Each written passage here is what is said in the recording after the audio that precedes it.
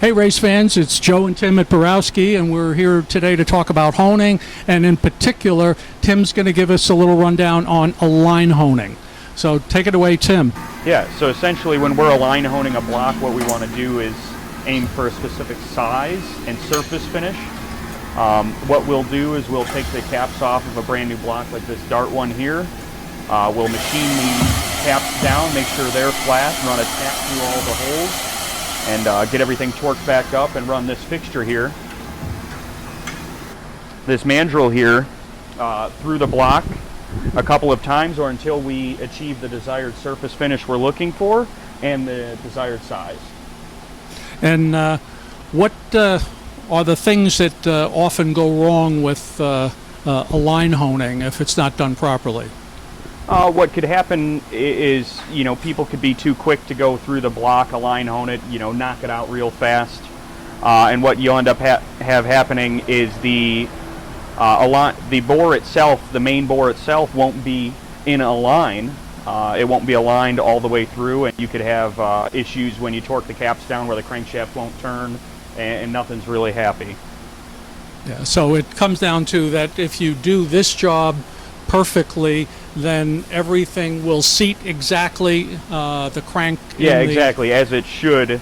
And really, this is a foundation to any engine build. If you mess up here at this stage, then later on down the line, you're going to run into a lot of issues. Yeah, this is as basic of the foundation as you could possibly get. The mains fitting properly on the on the crank, and of course the surface finish and having the crosshatch pattern is critical as well, so that the oil has a place to grab onto.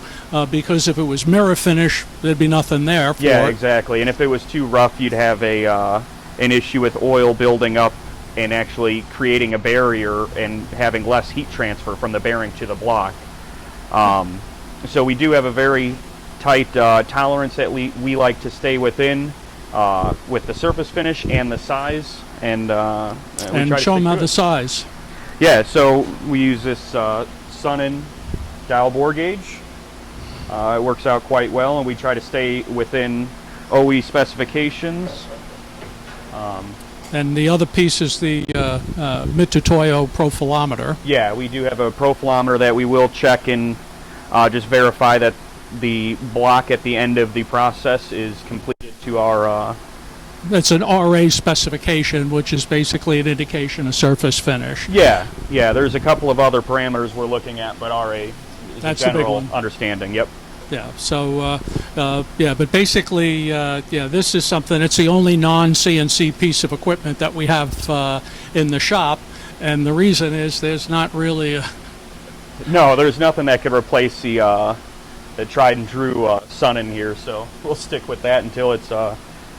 till we can go computer operated. Yeah, so, but the combination, with this and the cylinder hone will give us the oiled surface finishes, both for the mains and for the cylinder bores, that are optimum for whatever application we're looking at. It may be different, for instance, surface finish for NA versus boost. Absolutely. I think more so on the critical side than optimum, but... Right.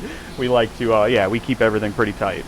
Yeah. So hopefully that explains any questions you might have had on align honing, and we'll be talking more about other machining steps as we go. Thanks, guys. Thank you.